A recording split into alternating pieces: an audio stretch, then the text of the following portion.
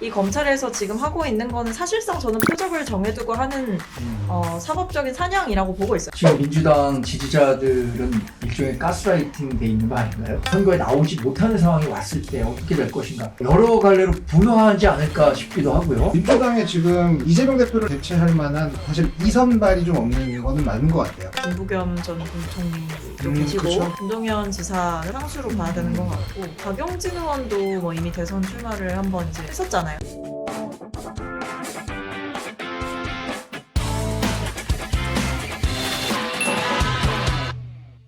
내산을 바꾸는 정치뉴스 머니투데이 더산백의 고품격 정치지사 콘텐츠 터치다운 시간입니다.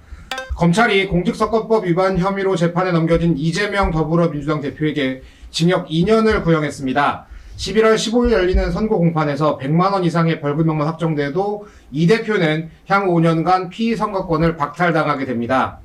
현재 이 대표는 7개 사건으로 4개 재판을 받고 있습니다. 30일에는 검사 사칭 사건 위증교사 혐의에 대한 결심 공판이 열리는데요. 주요 재판의 선고일이 다가오면서 이 대표를 둘러싼 사법 리스크도 심화할 전망입니다. 그래서 준비한 오늘의 주제, 이재명 대권 도전을 향한 징검다리 게임, 난관의 서막입니다. 오늘도 정광재 국민의힘 대변인 그리고 박성민 더불어민주당 전 최고위원 모시고 여당 출입하는 박소연 머니투데이 기자와 함께 이야기 나눠보겠습니다. 세 분 안녕하십니까? 네, 안녕하세요. 안녕하세요. 반갑습니다. 다들 명절은 잘 지내셨는지.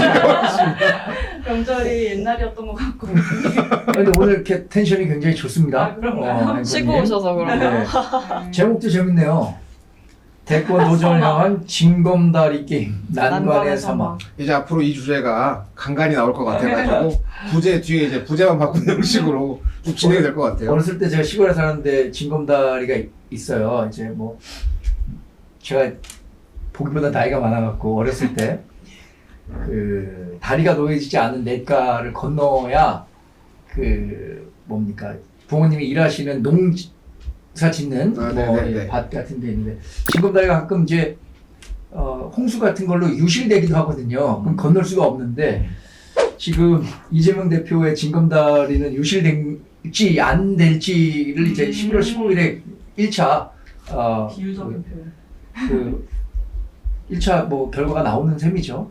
이게 사실 그 오늘 주제 앞으로나 뭐 오늘 주제나 앞으로랑도 연관이 되는 것도 참 제목 고를 때 좀 나름 신경을 썼습니다. 이 징검다리라는 게 사실 외부적 요인으로 물에 잠길 수도 있고 잘 짚어도 뭐 발이 삐끗하면 넘어질 수도 있는 뭐 그런 좀 여러 의미가 있어가지고 상당히 제목 선정에 힘을 공을 주신 것 같습니다. 들이셨군요. 25분 정도. 아니 근데 저는 그 이게 약간 이 징검다리가 혹시 유실됐으면 그 유실됐을 가능성이 좀 크다고 보는 거고 반대로 그렇지 않을 거라고 보시는 분도 계실 테니까. 한동훈 대표 징검다리부터 일단 대표의 징검다리. 돌이 사라지고 있는 것 같아. 돌이 안 보이고 있는 것 같은데. 그 부분의 이야기는 다음 회차 때 또 한번 차차 준비를. 시작부터 울렁거리시는 게 네, 오늘 괜찮습니다. 일단 그 검찰 구형이 2년 나왔는데 그 여야의 온도차가 큽니다. 그 여당은 이제 사필 규정이라고 했고 한동훈 대표도 이제 검사 출신이신데 통상적인 수준의 구형이라고 하셨어요. 근데 이제 야권에서는 이제 정치 공세 뭐 이렇게 평가를 하는데 실제 뭐 전현 의원 같은 경우는 치졸한 보복이다. 조국 대표는 정치 억압이다. 뭐 이렇게 뭐 논평을 내기도 했는데 두 분 일단 이번 구형 결과 어떻게 보셨는지 우리 최고위원 먼저 좀 그러니까 검찰이 작정했다 싶었어요. 작정했다. 네, 왜냐면 그러니까 진짜 이판사판인가라는 생각이 들었던 게, 자 이게 보니까 이게 2년이라는 게 이 구형을 이제 검찰 했잖아요. 네네. 근데 사실은 최고로 가장 무거운 구형을 한 거라고 하더라고요. 그리고 사실 통상적으로 공직선거법이라는 거는 이제 벌금 100만 원 이상만 되더라도 직을 상실할 수가 있기 때문에 사실 뭐 이렇게 징역형이나 이렇게까지는 잘 구형을 안 한다라고 들었어요. 그러니까 왜냐면 이미 뭐 벌금만 때려도 사실은 직이 없어지는데 굳이 이제 구형까지 할 이유가 없는, 그 징역형까지 구형할 이유가 없는 거죠. 근데 이번에 이제 검찰도 좀 작정하고 사실 뭐 검찰의 구형이라는 게 뭐 재판 가서는 또 그렇게 크게 영향력이 없을 수도 있잖아요. 결국에 판사가 판단을 하는 거니까. 근데 그럼에도 이 최고 수준을 한 것은 검찰도 지금 정치를 하고 있다. 저는 그렇게 생각했습니다. 사실 뭐 이재명 대표 같은 경우는 뭐 단순히 직을 상실하는 것보다는 피선거권에 대해서 되게 그렇죠. 더 중요할 것 같은데 대변인님께서 네. 어떻게 좀 보셨어요? 이게 말씀하신 것처럼 검찰이 해당 사안의 그 침해 행위에 대해서는 최고의 양형 기준을 적용한 거라 그래요. 근데 뭐 처음 있는 일은 아니라 그럽니다. 그 과거에 허경영 대선 후보도 허위사실 유포로 징역 2년을 구형한 적이 있는데 검찰 내용 종합해 보면 이거잖아요. 첫 번째는 범죄의 중대성, 그러니까 이 대선이라는 특수성에 0.73% 포인트밖에 차이가 나지 않았는데 선거 결과에 영향을 줄 수 있었다는 것과, 두 번째는 선거법에 관해서 과거에 그 전과 경력이 있습니다. 벌금 50만 원이긴 하지만. 또 하나는 전파성이 높은 TV 방송과 국정감사에서 나와서 이야기를 했는데, 이것은 TV 토론 과정에서 즉각적으로 나올 수 있는 급조된 발언이라기보다는 사전에 상당히 준비할 수도 있었음에도 불구하고 이런 발언을 했다. 그리고 이게 몇 차례 더 같은 요지의 얘기를 해서 선거에 영향을 주려고 했기 때문에 감경 요인은 전혀 없고 가중 요인만 있었기 때문에 검찰로서는 가장 높은 수준의 그 구형을 한 거고요. 그 사실 이제 정치권에서는 오는 30일 결심 공판이 열리는 위중교사 혐의가 좀 유죄 가능성 높다 이렇게 봤던 게 있었는데, 좀 이번 공직선거법 재판에서 생각보다 센 구형이 나와서 사실은 이게 100만 원 이상 벌금형이 대법원까지 확정되려면 시간이 꽤 걸리지만, 그러면 정말 대선에 이제 못 나오게 되지만 하급심 결과도 못지않게 중요할 것 같아요. 그래서 사실 1심에서 100만 원 이상이 나와버리면 이게 확정은 된 것은 아니어도 뭔가 대권 행보가 흔들릴 수 있다는 관측이 좀 많이 나오는데 좀 어떻게 보시나요? 근데 저는 별로 그렇게 보지는 않는 게, 이게 대법에서 최종 판결이 나와야 이 사법 리스크의 향방이 정해지는 거다라고 봐요, 저는. 그러니까 1심을 두고 굉장히 마치 이제 지진 예보를 하듯이 이제 조금만 있으면 이 민주당 땅에 균열이 갈 것이다라고 이제 모두가 얘기를 하지만 민주당 안에서는 사실 그렇게 생각하진 않는 것 같아요. 왜냐하면 이미 이 사법 리스크라고 하는 것은 사실은 이미 지난 대선부터 뭐 화두가 됐었고, 또 뭐 수차례 토론도 있었고, 그리고 그 과정에서 사실은 뭐 총선도 다 지나오지 않았습니까? 당대표에 당선도 됐고, 그다음에 총선도 했고, 뭐 재보궐선거에서 국회의원도 됐고, 그러니까 이 모든 과정 동안 이미 사법 리스크는 변수가 아니라 상수였어요. 그렇기 때문에 이게 1심이 나온다고 해서 최종심이 아니기 때문에 그것만을 가지고 어떤 땅이 흔들리고 지금까지 이제 가져왔던 권위가 한 번에 무너진다 이렇게 보기는 어려운 거죠. 오히려 제가 생각하는 것은 지금 최근에 이제 검찰의 움직임이 뭐 여야를 향해서 사실 공정하게 수사를 하고 있다고 보기는 어렵지 않습니까? 뭐 김건희 여사 문제를 대하는 것도 그렇고, 최근에 문재인 전 대통령을 향한 이 무리한 수사가 시작된 것도 그렇고, 이 검찰의 움직임이 불공정하다라는 공감대가 이미 있는 이상 이재명 대표를 검찰이 옥죄려고 하면 옥죄려고 할수록 저는 오히려 지지층 결집의 효과만 낼 것이다. 그런 의미에서 검찰의 시나리오대로 가기에는 저는 이미 이 시나리오는 망했다라고 생각합니다. 지금 민주당 지지자들은 일종의 가스라이팅 돼 있는 거 아닌가요? 그러니까 이 사법 리스크는 실존함에도 불구하고 이것은 정치 검찰이 만들어낸 검찰의 정치 보복 수사이기 때문에 설령 법원에서 유죄 판결이 나온다고 하더라도 1심 유죄 판결이 나온다고 하더라도 대법원까지 가야 된다. 전 당연히 그렇게 얘기할 수 있다고 봐요. 왜냐하면 무죄 추정의 원칙이 있으니까. 말씀드린 3심 결과가 나오기 전까지는. 근데 1심 결과가 나오고 2심까지 갔을 때 대부분의 경우에 1심 판결이 2심에서 뒤집어지는 경우가 뒤집어지지 않는 경우보다 훨씬 많다는 건 뭐 기본적인 상식으로 알고 계실 거고요. 2심 판결에서 3심 판결 대법원에서 이게 뒤집히는 경우는 전체 사건의 0.1%밖에 되지 않는다고 해요.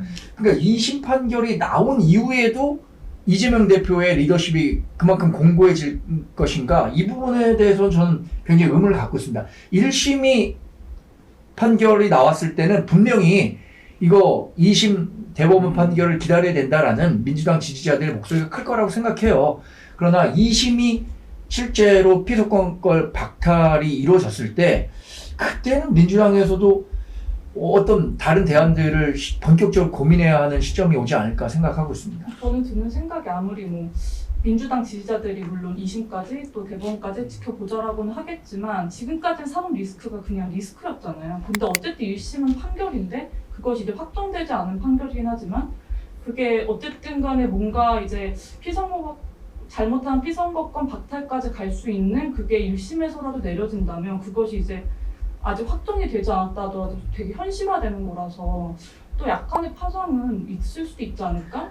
물론 매우 지지층이 공고한 것으로 알려져 있긴 하지만 일부는 좀 영향이 있지 않을까? 혹시 민주당 내에 어떤 좀 중도 성향의 어떤 분들이라든지 목소리가 나오지 않을까요? 일단 그 뭐 두 분 말씀하셨던 것처럼, 그러니까 이게 이번 수사가 과연 온당한가 여부를 두고 여야에서는 이견이 많이 갈리잖아요. 온도차가 크죠. 근데 만약에 가정을 해서 진짜로 이제 민주당이나 민주당 지지자층이 생각하시는 대로 이게 정치 공작이다라고 가정하면 사실 이번 구형만 놓고 봤을 때 뭐 사실상 이재명 대표를 확실하게 사냥하겠다. 그러니까 이런 식으로 해석이 해도 무방하잖아요. 이제 민주당 논리대로라면. 그러면은 검찰이 확실하게 이재명 대표를 좀 꿀 안 치겠다. 뭐 이런 의도를 구형을 통해 보여준 거라고 볼 수가 있는데, 그럼 이재명 대표가 지금 이 한 사건만 있는 게 아니라 7개 사건의 재판을 4개를 치러야 돼요. 4개를 치러야 되는데, 그렇다면 진짜 검찰이 마음 먹고 이재명 대표를 꿀 안 치려고 한다면 이게 난관을 극복할 만한 좀 포인트가 뭐 정치적인 포인트라든가 뭐 이런 게 좀 있으시라고 보세요? 글쎄 근데 뭐 좀 애매한 부분이 있는 게 이게 어쨌든 뭐 법원의 판단이라고 하는 것은 또 분리돼서 봐야 되는 거다 보니까 뭐 정치권에서 이렇게 하면 법원에서 좀 판단을 다르게 하지 않을까 이런 시나리오를 그리는 것도 사실은 좀 적절하지 않은 면이 있는 것 같습니다만, 근데 일단 말씀하신 대로 이 검찰에서 지금 하고 있는 거는 사실상 저는 표적을 정해두고 하는 사법적인 사냥이라고 보고 있어요. 사법 사냥이다라고 저는 보고 있고, 여기에 대해서 이제 대응하는 방식은 검찰 권력을 견제할 수 있는 방안에 대해서 공론화를 시키는 거는 국회가 할 수 있는 일이라고 생각해요. 그러니까 꼭 뭐 그 검사들을 뭐 이렇게 꼭 집어서 수사를 중단시키고 아니면 뭐 이미 진행되고 있는 재판을 멈추고 이런 권한은 사실 국회에는 없지만, 일단 뭐 검찰의 권력이 너무나 비대하고 뭐 수사 기소권을 동시에 다 가지고 있는 이 조직에 대한 문제 제기는 충분히 할 수 있는 거잖아요. 그래서 어떤 제도적 보완을 입법을 통해서 해보겠다. 그것을 통해서 이제 검찰과의 사실은 신경전이 좀 커지고 있는 국면인 것 같다라는 생각이고, 그 외에 뭐 정치적으로 할 수 있는 것은 사실 이제 국민들에게 이것을 어떻게 보이게 할 거냐의 문제도 큰 것 같아요. 그래서 어떻게 이 부분에 대해서 그냥 뭐 법조문을 가지고 설득하는 게 아니라, 그러니까 지금 이 검찰의 수사가 얼마나 잘못됐는지에 대한 논리를 법정에서뿐만 아니라 사실은 국민들과 함께 쌓아야 되는 부분인데, 그거를 요즘은 좀 당에서 많이 하고 있는 게 아닌가 싶습니다. 저는 그 이재명 대표가 본인이 변호사 출신이잖아요. 네네. 이 선거법 위반과 위증교사 사건, 뭐 대장동이나 백현동 이것은 차치하고라도 두 가지 사건에 대해서 본인만큼 이 사안을 잘 알고 있는 사람이 있을까요? 검사도, 변호사도, 판사도 본인보다는 모를 거예요. 자신이 한번 집에 있을 때 자문해 보지 않았을까 싶어요. 이 법으로 내가 피선거권 박탈에 해당하는 100만 원 이상 형을 받을 수도 있겠다라는 생각을 하시지 않았을까요? 만약에 이게 그렇지 않다면 이재명 대표가 적극적으로 이 재판에 임해서 빨리빨리 이 사법 리스크를 정리하려고 했었을 거예요. 나 이거 재판 열심히 임해갖고 이거 재판 받아보니까 100만 원 미만이더라. 나의 사법 리스크는 없다. 라고 생각했을 텐데, 그렇지 않고 우리가 일반적으로 생각하는 것처럼 재판 지연 전략이라는 걸 썼단 말이에요. 그것은 결국에는 대선 전까지 이 대법원 판결을 원하지 않기 때문에 그렇게 나서고 있는 게 아닌가 생각이 들고요. 위증교사 혐의는 뭐 우리 여기 법조인들 없지만 우리 방송 나갈 때마다 하는 얘기가 선거법보다 위증교사 위반 혐의가 훨씬 더 명확할 수 있다. 이렇게 얘기를 한단 말이에요. 그래서 위증교사에서도 1심에서 어느 정도의 형량이 판결되느냐에 따라서 지금 당장은 이재명 대표의 리더십 문제는 없겠지만 그게 2심까지 갔을 때는 민주당 내에서도 분명히 다른 얘기가 나올 거다. 왜냐? 2심과 대법원 그 판결을 넘어갔을 때에 그게 바뀌는 그 가능성에 대해서는 충분히 알 수 있거든요.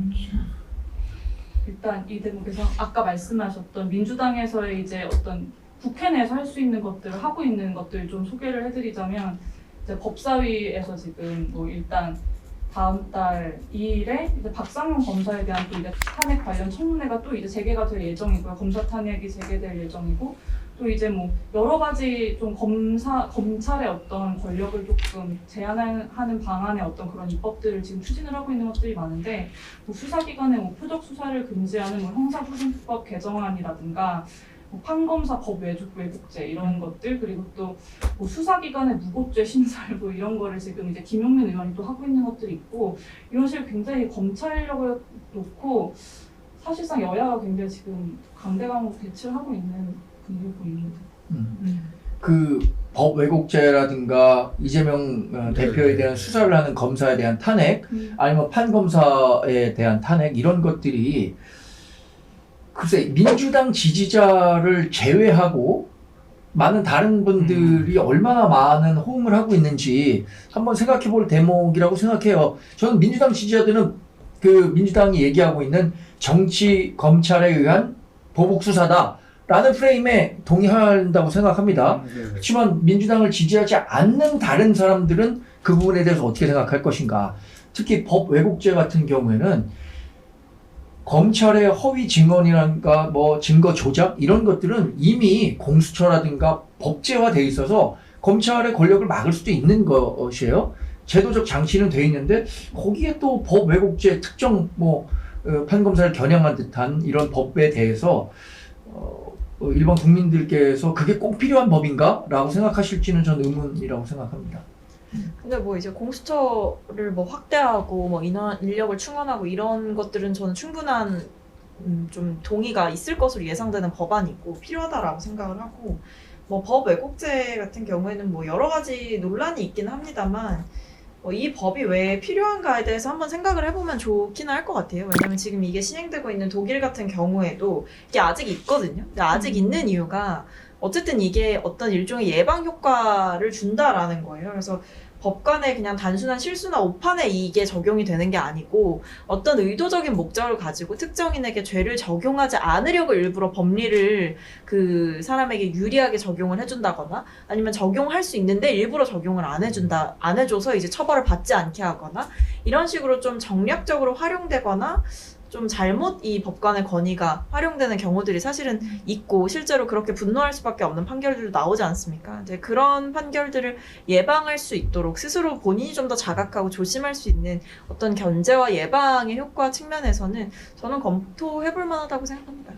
이게 보통 유권자한테 이렇게 저희가 기사를 쓰는 것도 그렇고 정치인들이 정치 활동을 하는 것도 그렇고 그는 유권자들한테 어필이 돼야 되는데 지금 너무 이게 법만 가지고 이렇게 다투다 보니까 사실 이제는 정말 신뢰가 뭐 그 팬심의 영역으로밖에 안 가는 것 같아요. 우리 그 일반적으로 어떤 특정인을 위해서 관직을 만들어서 그 자리에 앉힌 걸 위인설관이라고 하잖아요. 네네네. 법 왜곡죄가 도입된다면 물론 국회에서 통과한다고 하더라도 대통령이 거부권 행사하고 그러면 다시 재표결 결과 법제화 되지 못하겠지만 만약에 법 왜곡죄라는 게 만들어지면 위인설법이라는 평가를 받지 않을까 뭐 그렇게 예상해 보고요. 저는 이렇게 무리해 가면서까지 특정인 한 명을 이렇게 비호하려는 듯한 민주당의 움직임에 대해서 거듭 말씀드리지만 민주당 지지자들은 그것에 대해서 동의할 수 있지만 그렇지 않은 분들은 그렇게 선뜻 마음을 내줄 것 같지는 않다는 생각을 해요. 사실 그러니까 이게 주어만 바꾸면 돼요. 그러니까 굳이 이렇게 무리해서까지 이재명 대표를 겨냥하는 이유가 뭐냐? 사실은 검찰 수사가 있기 이전에 뭐 경찰에서 이제 조사하고 수사했다가도 이제 뭐 불송치를 하거나 무마가 되고 정리가 됐던 사건들도 사실은 다 재수사를 하라, 재조사를 하라 이런 지시를 검찰에서 내리고 심지어는 뭐 검찰 인사에 따라서 갑자기 수사 속도가 바뀌고 이런 것들을 보면 결국에 그 검사들의 라인에 또 뭐 친윤 라인이 있네 없네 이런 이야기들 나오면서 결국에 지금 이 대통령의 지지율이 점점 안 좋아지고 있는 국면에 마치 지금 보면 여당이 해바라기처럼 이재명 대표만 보고 있는 것 같거든요. 이재명 대표 재판 어떻게 나오나 그래야 우리가 살 수 있다. 그러니까 자력갱생을 할 생각을 해야지 자꾸 이렇게 이재명 대표 뭐 법적인 문제만 계속 거론하면서 하면 그게 저는 집권여당이 필패하는 길이다 이렇게 보고는 있습니다. 대법원에서까지 확정 판결이 이제 100만 원 이상의 벌금형이 나와서 만에 하나 이재명 대표가 이제 대권 그 레이스에서 중도 탈락을 하게 된다면 여당의 승리가 그렇다고 가능. 방금 말씀하셨는데 자력갱생 말씀하셨는데 지금 뭐 사실 여러 가지 이제 지표로 봤을 때는 사실 당장은 여권이 굉장히 좀 이제 지지율이 많이 낮은 상태긴 합니다만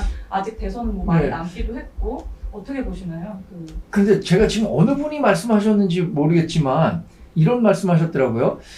그 여당은 그러니까 한동훈 대표와 이재명 대표에 대해서 둘 다 혹평을 했던 거예요. 네네. 여당은 한동훈 대표가 아니면 해볼 만하고 야당은 이재명 대표가 아니면 당선될 거다. 이런 식의 평가를 했더라고요. 아마 인터넷 검색하면 이거 나올 겁니다. 누가 하셨는지 모르겠는데 그러니까 지금 이재명 대표는 사실 윤석열 대통령과 적대적 공생관계에 있었다라는 평가를 많이 하잖아요. 그러니까 이재명이 있었기 때문에 윤석열 대통령이 지난 대선에서 그렇죠. 당선이 될 수 있었고 그렇죠. 제가 여당 대변에서 말씀드리긴 좀 그렇지만 대통령의 국정 지지율이 이렇게 떨어져 있기 때문에 이재명 대표에 대한 그 구심력이 굉장히 강해서 확고한 리더십을 갖고 있는 거잖아요. 근데 이재명 대표가 없는 민주당 혹시 박재거 의원님은 상상해 보셨습니까? 지난 5년간 이재명 대표 없는 민주당 상상하기가 어려웠던 거잖아요. 그 상황이 왔을 때 민주당 지지자들이 어떤 전략적 판단을 할까? 지금 이제 가정을 물어보셨으니까 이재명 대표가 100만 원 이상이 돼서 선거에 나오지 못하는 상황이 왔을 때 어떻게 될 것인가?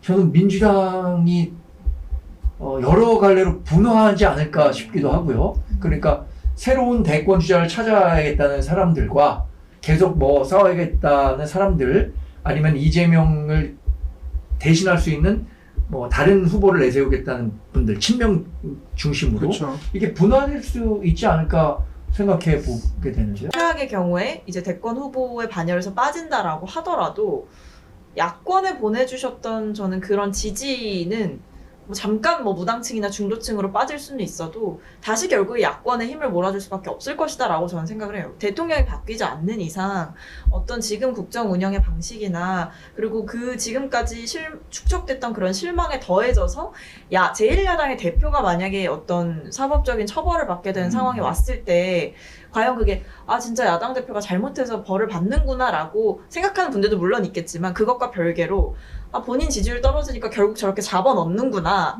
라는 어떤 굉장히 폭력적인 국정 운영이다라는 생각을 하실 분도 저는 있을 것 같거든요. 그래서 대통령의 이 지금까지의 그 실패 요인에 더해져서 저는 또 하나의 그냥 실패 요인이 더해져서 오히려 야권의 구심력이 더 강해질 수도 있다. 주자는 뭐 그때 되면 또 다 튀어나오시겠죠. 1987년도에 그때 김영삼 대통령 후보 나왔을 때 당시 전 대통령이 DJ를 사면 복권해줬습니다.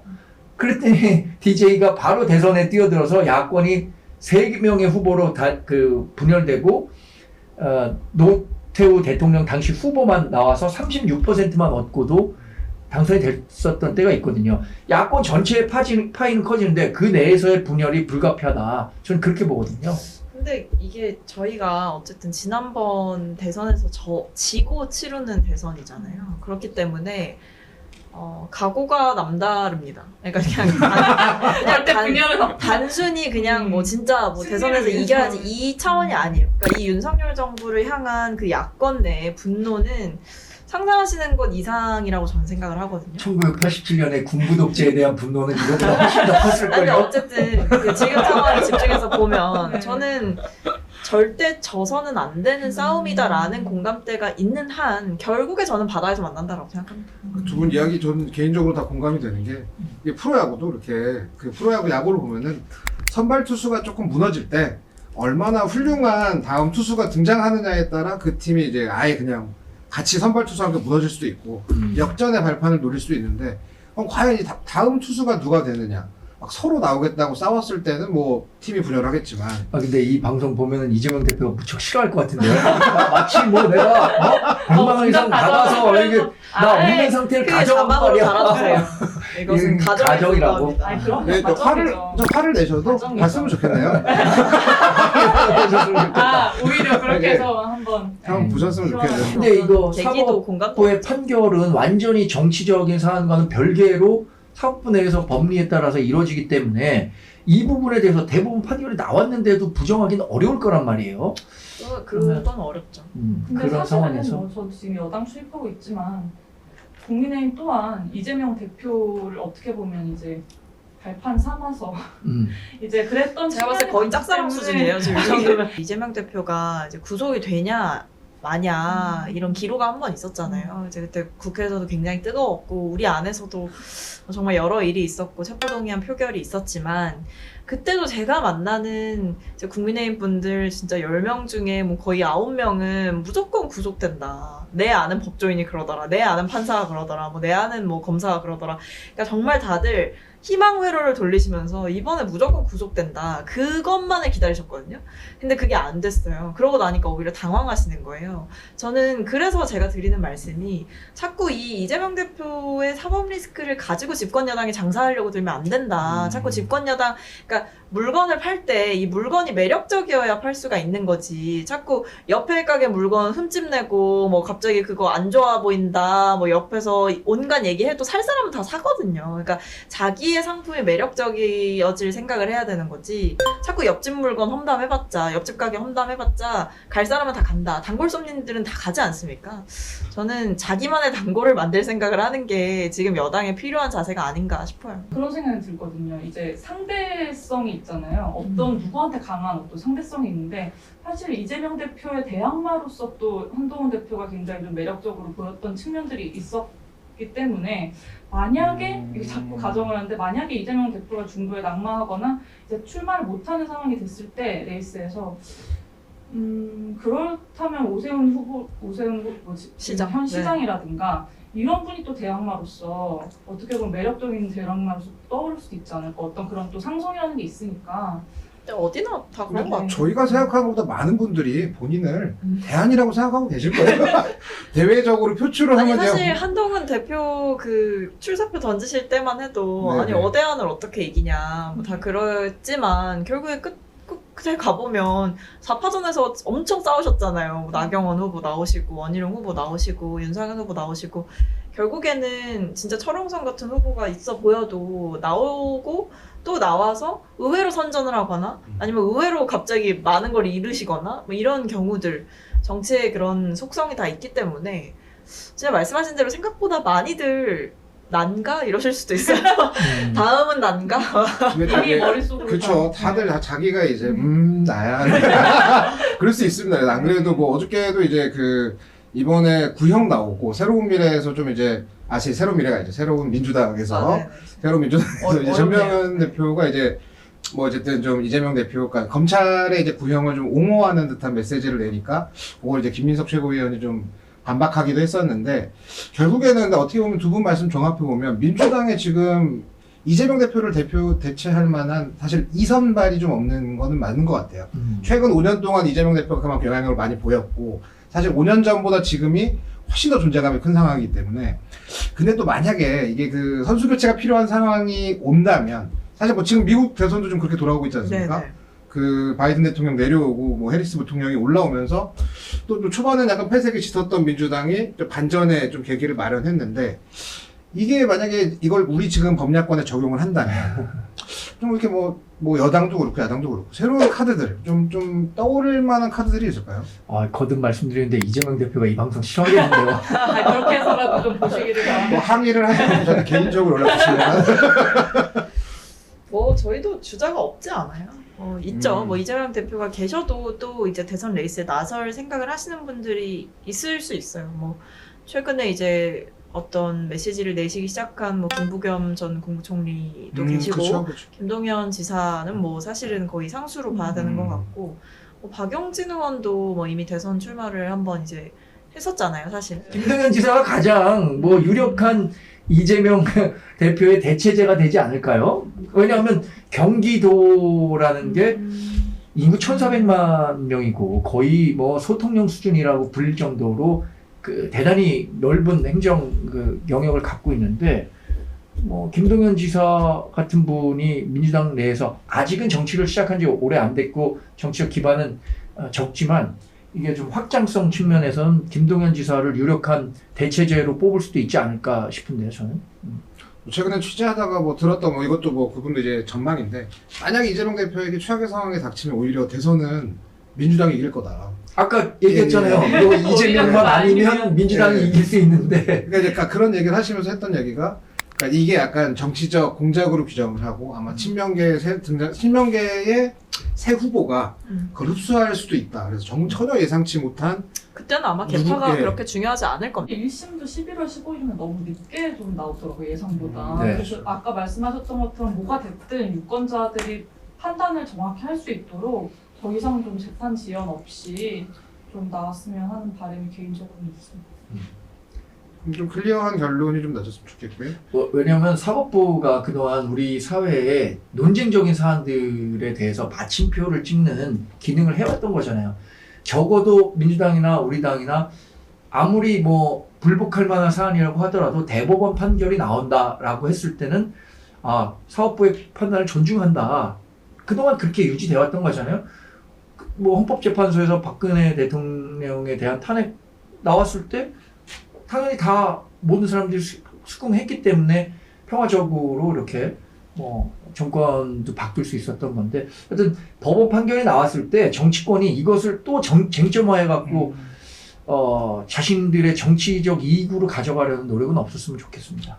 뭐 적어도 재판부가 여야 모두에게 이제 만족하지 못해도 국민 모두를 만족시키는 좀 판결을, 국민 모두가 납득할 만한 판결을 내렸으면 좋겠고요. 자꾸 그 국민의힘에서 한동훈 대표가 재판 결과 나오면 불복하지 말라 이런 말씀하시는데 전 돌려드리고 싶어요. 국민의힘이야말로 이제 본인들이 예상했던 재판 결과가 아니어도 그때 그럼요. 돼서 또 판사 욕하지 마시고 아유, 저희 그때 또 뭐 어디 무슨 연구의 소속이니 많이 또 판사 패고 털지 마시고 저는 좀 서로가 인정하는 결과가 네. 나왔으면 좋겠습니다. 그쯤 가면 또 누군가가 또 불복해요. 하여튼 그래서 그 사법부가 이런 논쟁적인 사안에 대해서 마침표를 좀 찍어줬으면 좋겠고요. 그것에 대해서 충분히 존중할 수 있는 성숙한 정치 문화가 민주당과 국민의힘 모두에게 있기를 바랍니다. 뭐 아무래도 이재명 대표에 대한 재판이 계속 되기 때문에 저희 뭐 이런 주제 좀 앞으로도 이어갈 것 같고요. 그리고 저희가 아무래도 이번 뭐 검찰의 구형을 계기로 향후 정치권에 대한 전망을 하다 보니까 그 내용 중 일부가 이재명 대표에게 조금 불리하게 불편하게 할 수 있는데 혹시 해명하고 싶으시면은 저희 터치다운에 출연해 부탁드리면서 오늘 그럼 터치다운 여기까지 진행하겠습니다. 출연해서 감사합니다. 네, 고맙습니다.